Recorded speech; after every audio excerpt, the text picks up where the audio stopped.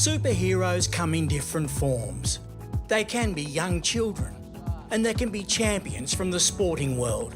AFL icons Nick and Jack Revolt are fundraising for Maddie's Vision, a cause inspired by the life of Maddie Revolt, who was Nick's sister and Jack's cousin.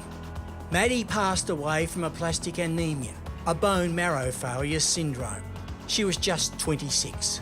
In this Big Bash season, Maddie's Vision will be fundraising for groundbreaking genetic research at the 2 Melbourne derbies. It was really distressing at the time and still today is in an age of such wonderful technology advancement, particularly with medical research, that half of these young people that are diagnosed are still going to lose their lives.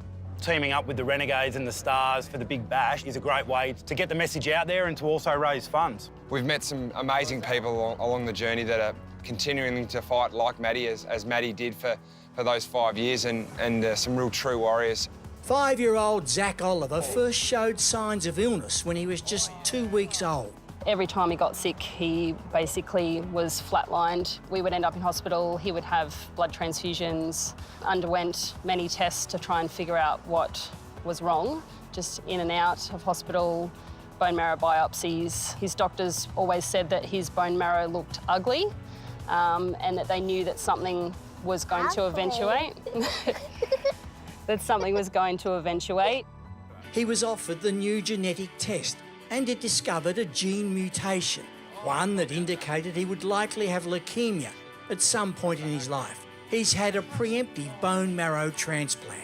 It definitely saves lives. It impacts treatment, it makes diagnoses, it gives surety to families who don't have a diagnosis to know what to expect. It saves lives and impacts lives. He's getting back to his normal self. He's got that cheeky crazy in his back. It's really good to see he's riding his bike again now and running around like crazy and terrorising the dog, which is the old Zak. All we wanted out of this whole thing was just to see him go to school and be able to do normal things and just run around and be a kid. The technology we use is expensive.